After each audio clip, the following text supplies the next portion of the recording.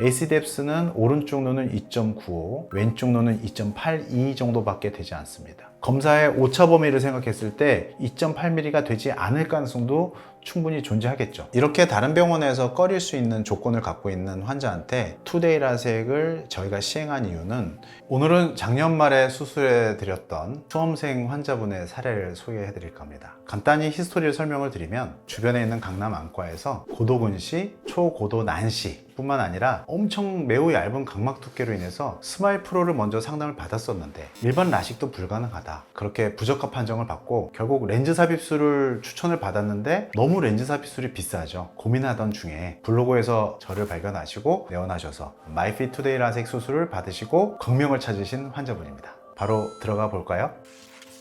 아까 말씀드렸던 그 환자분의 차트를 좀 심층적으로 분석을 해서 여러분한테 알기 쉽게 설명을 드려보도록 하겠습니다. 이 환자분은 수험생이었고 시험을 치고 만 19세 여성 환자고요. 아버님과 내원을 했습니다. 일단은 안과 검진을 시행을 했고 체크된 교정 시력 굴절 값은 마이너스 8.75 디옵터에 마이너스 3 디옵터, 왼쪽인 경우는 마이너스 7 디옵터에 마이너스 4 디옵터의 난시를 갖고 있는 엄청 초고도 근시, 초고도 난시, 굉장히 어려운 환자였다고 기억이 됩니다. 결국 렌즈 삽입술을 추천을 받았었는데요, 렌즈 삽입술의 비용적인 부담을 좀 많이 느낀 나머지 고민을 하던 중에 저희 병원이 초고도 근시 투데이 라섹을 많이 한다라고 블로그에서 저를 발견을 하시고 내원을 해주셨던 분이에요. 딱 처음 보자마자 저한테 하셨던 말씀이, 선생님 저 수술할 수 있을까요? 라고 물었던 기억이 납니다. 실제로 이런 환자들한테서 각막 절삭을 통해서 투데이 라섹을 시행을 한다면 절삭량은 기본적으로 한 140 마이크로미터 정도를 절삭을 해야 되기 때문에 이 사람의 각막의 두께가 굉장히 중요합니다. 기본적인 각막 두께가 530, 540 정도가 되지 않으면 수술이 불가능한 케이스라고 일반적으로 평가들을 하게 되겠죠. 그래서 이 사람의 각막에 대한 두께를 체크를 한번 해보도록 했습니다. 실제 각막 두께를 비교해 봤더니 503 마이크로미터 오른쪽이고요, 왼쪽인 경우는 512 마이크로밖에 되지 않았습니다. 하지만 이 환자는 기본 본인의 각막 총 두께가 503 마이크로미터와 512 마이크로미터밖에 안 되기 때문에 절삭량 140 정도를 가져간다고 쳤을 땐 안전 마진을 도달할 수가 없습니다. 각막 지형도를 보시면 다행히 지형도의 모양은 위아래가 대칭형으로서 비교적 예쁜 모양을 갖고 있어요. 나이도 젊기 때문에 회복에 대한 부분도 빠른 회복을 기대할 수 있고요. 후면부를 봤을 때도 후면부도 비교적 대칭적인 모양을 보이고 있어서 원추각막이라든가 각막 확장증에 대한 위험성은 없는 것으로 판단이 됐습니다. 대신에 이제 동공의 크기가 굉장히 중요합니다. 실제로 동공의 크기는 5.3mm와 4.78mm, 중간 정도의 어두운 밝기에서 5.3mm와 4.78mm를 보이고 있기 때문에 실제로는 더 어두운 상황에서는 동공이 확장될 것이고, 레이저 절삭면을 넓혀주지 않으면 빛번짐이 생길 수밖에 없었던 그런 환자였죠.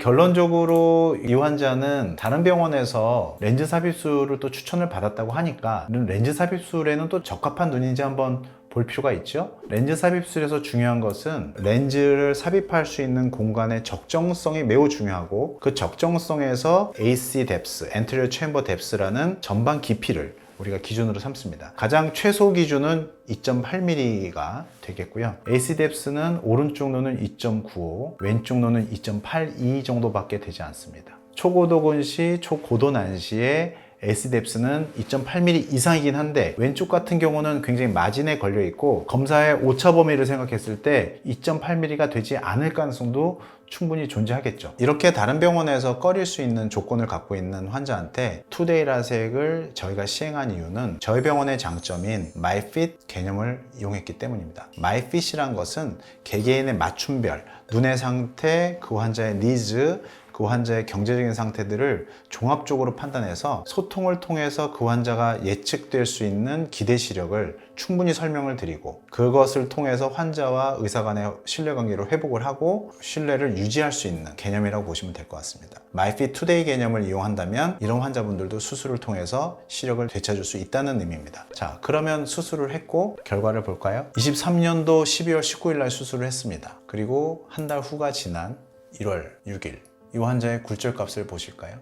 플러스 0.5, 마이너스 0.25, 마이너스 0.25, 마이너스 0.25입니다. 오른쪽 왼쪽 굉장히 정시에 가까운 굴절 값을 보이고 있습니다. 시력을 볼까요? 1월 6일 날 시력은 0.8, 0.9입니다. 수술을 12월 19일 날 했기 때문에 2주밖에 지나지 않은 상황인데 벌써 0.8, 0.9 렌즈를 제거하고 시력을 쟀더니 0.9, 1.0이 나옵니다. 그 다음에 장기적인 결과도 굉장히 중요합니다. 장기 결과는 마이너스 0.5, 마이너스 0.75 정시에 가깝고 그래도 이 환자의 시력은 계속 1.0을 유지하고 있습니다. 여러분들이 여기서 걱정하시는 부분이 생길 수 있어요. 이 사람의 그럼 각막 두께는 어떻게 됐지? 5월 11일 날 왔을 때의 결과입니다. 오른쪽은 402, 왼쪽은 419. 아까 제가 분명히 절상량은 140 정도로 예상한다고 했는데 실제로 절상량은 100마이크로 정도밖에 안 됩니다. 그럼에도 불구하고 이 사람은 원하는 시력을 찾을 수 있었죠. 그 이유는 다름 아닌 마이핏투데이라서 개념을 이용했기 때문입니다. 레이저 중심의 센터를 맞추고 그 분의 각막 상피 두께를 고려를 해서 잔여 각막을 최대한 남기는 그 개념을 차용한 덕분에 이 환자분은 100마이크로만 절삭을 하고도 시력은 1.0, 초고도근 시 마이너스 8.75, 마이너스 3.0의 난시에 왼쪽은 마이너스 7.0, 마이너스 4.0의 난시를 정시에 가까운 눈으로 회복시켜드린 케이스가 되겠습니다.